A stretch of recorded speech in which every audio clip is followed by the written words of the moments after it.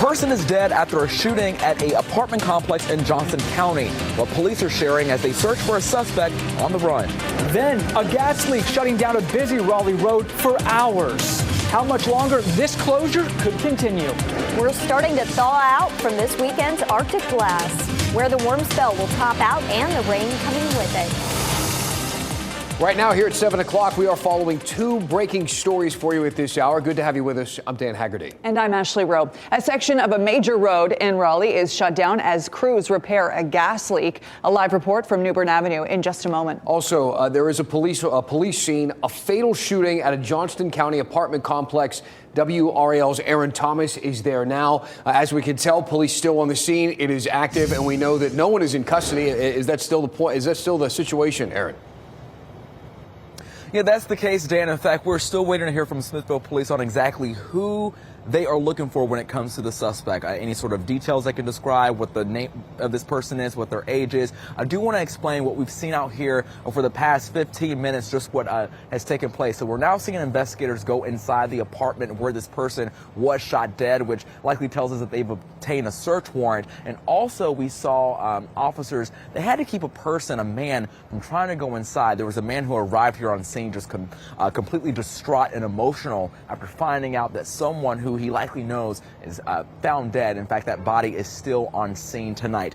The apartment off K Drive has been blocked off since about 5 this afternoon. Smithville's police chief tells me that at least one person is dead. He says it's likely that the victim and the shooter who was on the run tonight, they knew each other, but we're still trying to find out exactly what that connection is. A woman who lives out here at the Johnson Court Apartments tells me that she heard about 4 gunshots while she was working in her building. As you can see, this scene still remains active. So far, no charges or arrests have been made. We're going to continue to follow this story and bring you updates as they become available. Dan? All right, we'll check in. Aaron Thomas live in Johnston County. Thank you, Aaron. New at 7, some progress in relieving the traffic headache along New Bern Avenue. In the last 30 minutes, police opened up a lane that's been shut down for hours because of a gas leak. WRAL's Willie Danley has been on the scene since this afternoon as crews have been working on repairing this. Willie, traffic flowing again. When will they get that gas situation dealt with? Well, Ashley, I spoke to a representative from Dominion Energy a short time ago, and she told me it's going to be a while. Right now, they're in phase 2 of this work. They've repaired the gas leak, and now they're making the repairs to the street.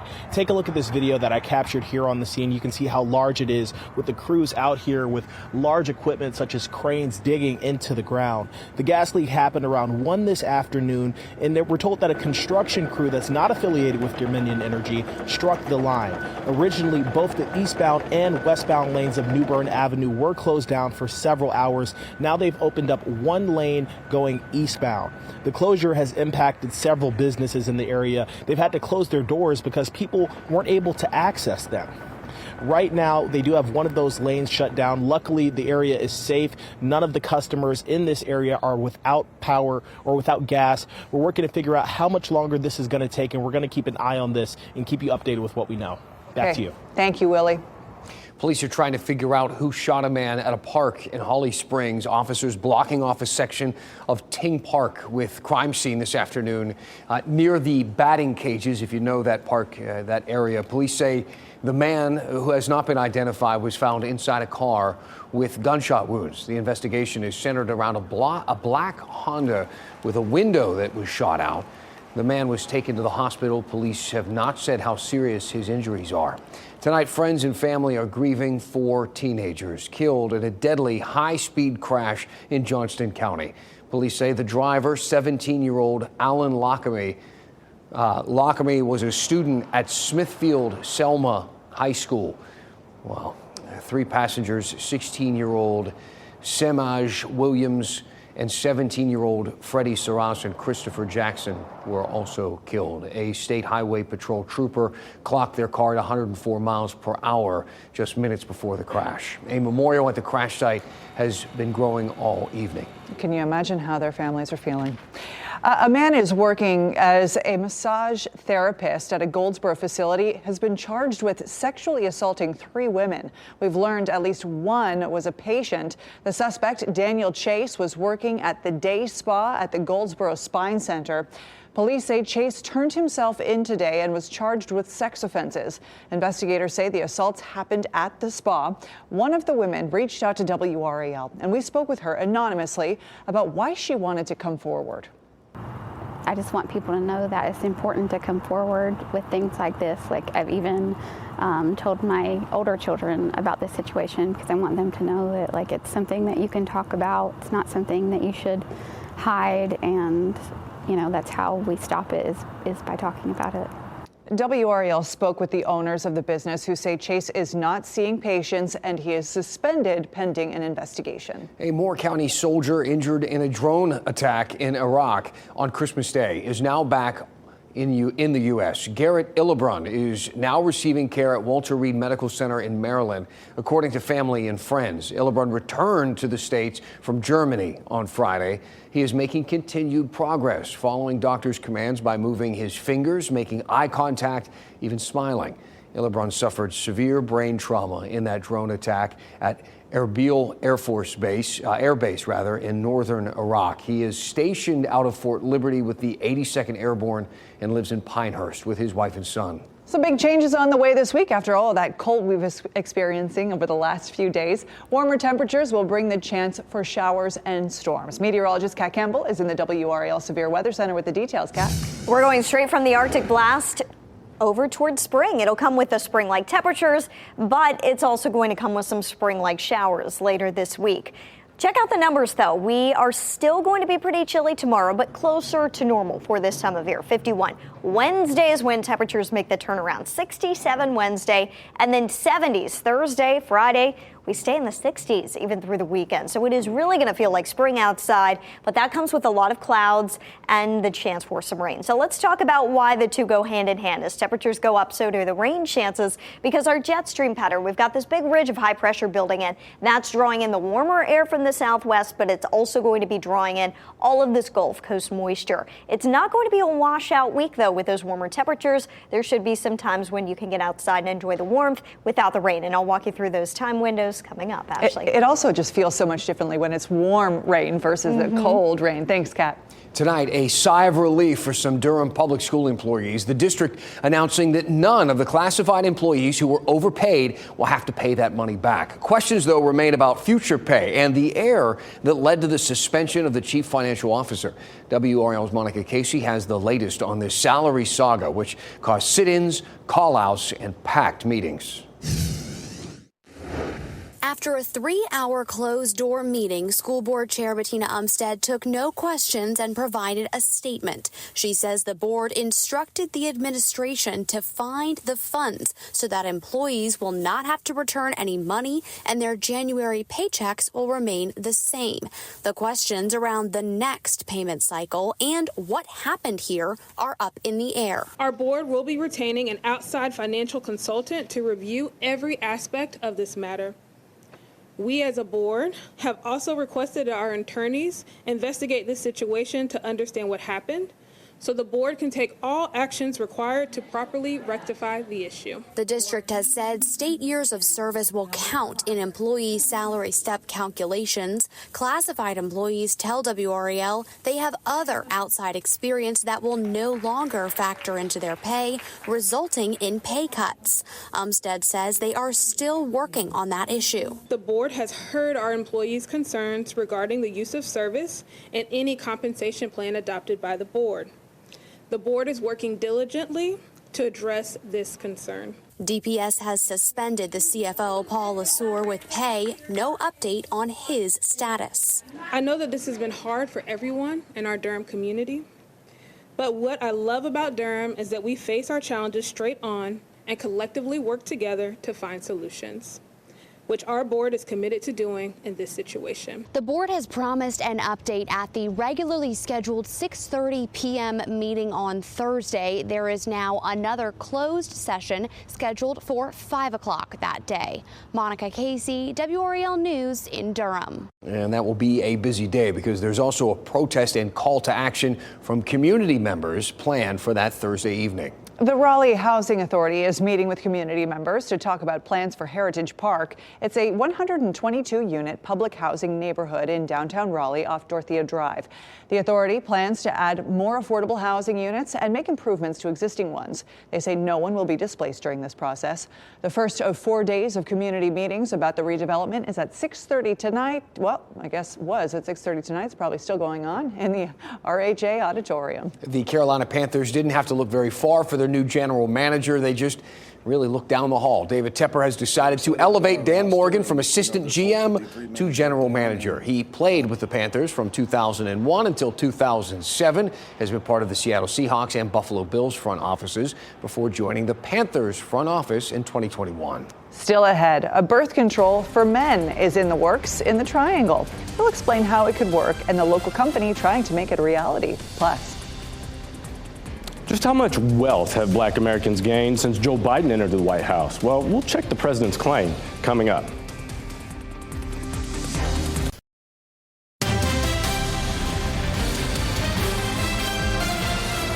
President Biden, of course, was here recently. He also traveled to South Carolina ahead of the state's upcoming primaries. And at a church in Charleston, Biden said black Americans have reached new levels of wealth under his administration.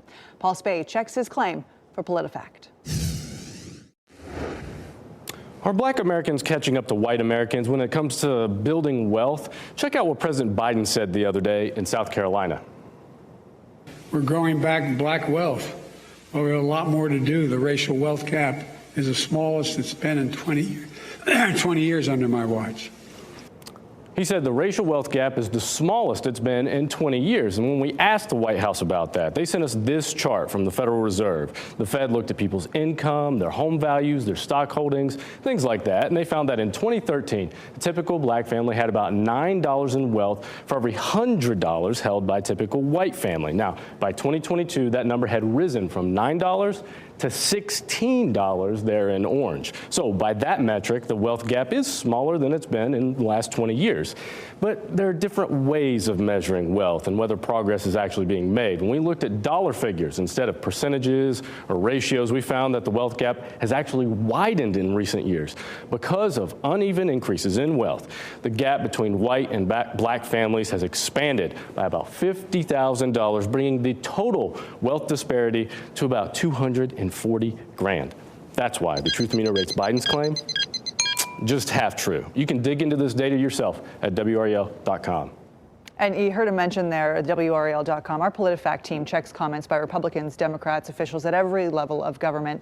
You can find the latest fact checks on a number of stories under the PolitiFact section on our homepage. Well, this was an interesting move. The Alamance County School there removed a bathroom mirror, removed all of them, in fact, after students were caught making TikTok videos during class time. Southern Alamance Middle School removed the mirrors, they say, to cut down on distractions. Officials say that they are now seeing fewer students asking to be excused during class since those mirrors were taken out. They've also started using a digital hall pass system to keep track of students. Governor Cooper was in Charlotte today, marking the 51st anniversary of the Supreme Court's Roe v. Wade decision. The governor joined top Democratic lawmakers and healthcare providers from across the state, making a plea to keep access to safe abortions legal. It's part of a Joe Biden campaign initiative in the state. Deputy Minority Leader Ashton Clemens sounding the alarm for how important the 2024 election is for women. And the reality is even worse than I feared. Women all over the United States are unable to keep themselves safe because of extreme legislation pushed by politicians more interested in controlling women than keeping them alive.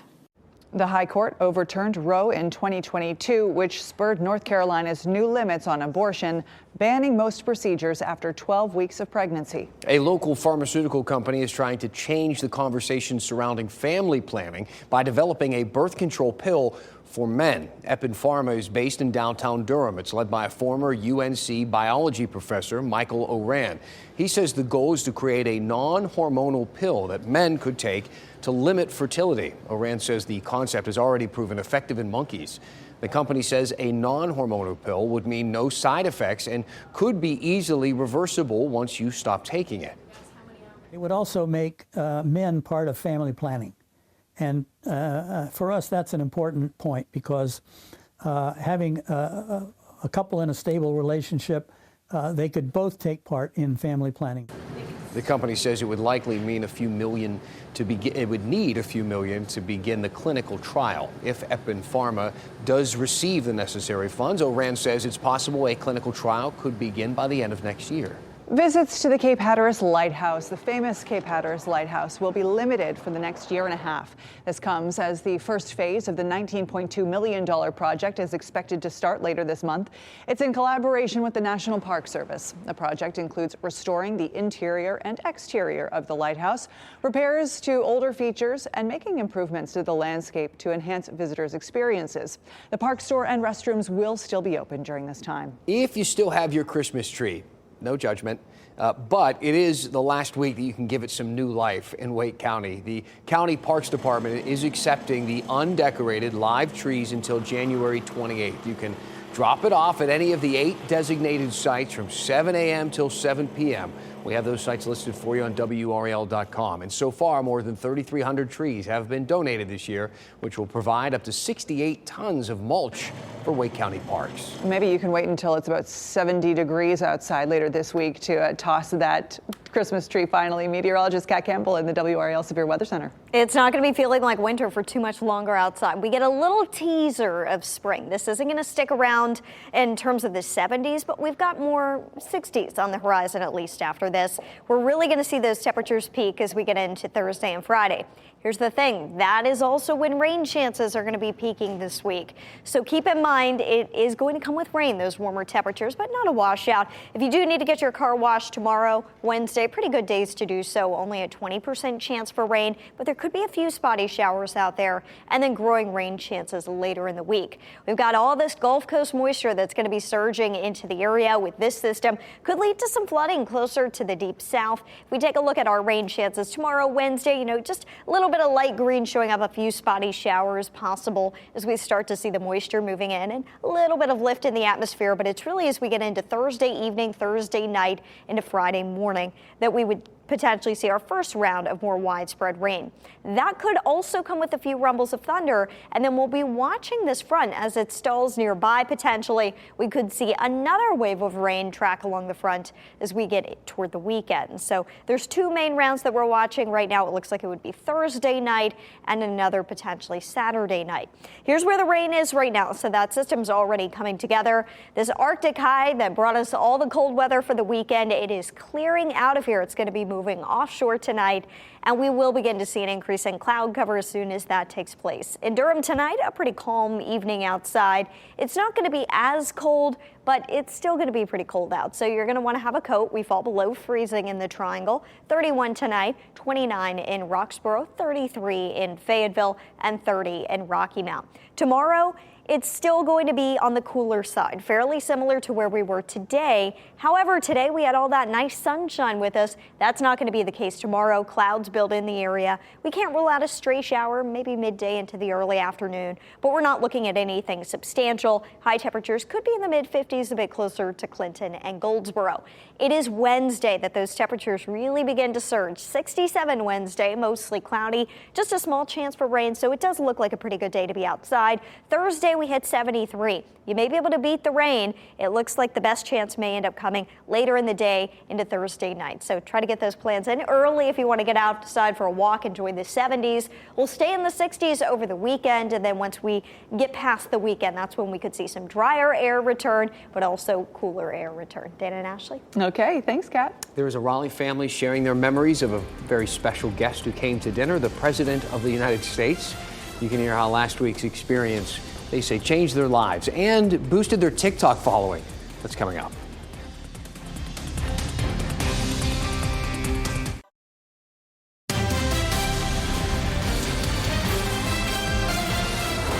A Raleigh family still excited about last week's visit with President Joe Biden. This is something else. So last Thursday, of course, you remember we covered it. The president, he brought cookout to the home of Eric Fitz and his 2 sons, Christian and Carter. Carter chronicling all of this on TikTok. Got up to 8 million hits on his account. His dad says it was a great honor to have the president in their home. We knew that there would be a lot of Secret Service and people representing the White House, site coordinators, but actually seeing the entire motorcade and seeing how the roads were blocked, it was a very unique scenario to see on that particular day on Thursday. So President Biden also left a handwritten note for 13-year-old Carter Fitz to give his teacher because due to the visit he wasn't able to be in school that day. I'm pretty sure you would. The teacher would have to accept that, right? I mean, it's coming from the top of the food chain. Yeah. How cool. So the winter edition of the Triangle Restaurant Week is underway right now. More than 50 restaurants are participating. Many of them will offer 3-course menu options. Pricing is $15 for a 3-course lunch, $25 to $50 for a 2 to 3-course dinner. You can visit the restaurants' websites to view their hours and the days they plan to offer these special menus. Feeks Preeks. Pre-Feeks? Pre-Feeks. They have the fixed price on there, so keep that in mind. Pop singer Pink will bring her tour to the Triangle this fall. The concert will be held at PNC Arena November 11th with Kid Cut Up and another guest who has not been named. Tickets for Pink Live 2024 go on sale to the general public Friday at 10 a.m. There are some pre-sales beginning tomorrow. If you're on one of those lists, I'm sure you know about it. Kid Cut Up. Yeah. Yeah, there you go. I like it. The road to the Super Bowl continues.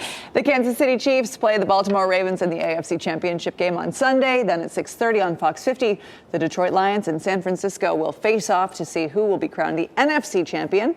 Winners of both matchups head to the Super Bowl on February 11th. You know what? I don't know how people at home feel about that lineup, but we got some surprises in there. The Detroit Lions making a run. I'm pulling it in for the Lions. It'll be exciting on Fox 50. Hey, thanks for being with us tonight. Our next newscast is at 10 on Fox 50 and 11 on WRAL. Have a great night. Keep watching WRAL News over the air Channel 34 and Spectrum Channel 1257.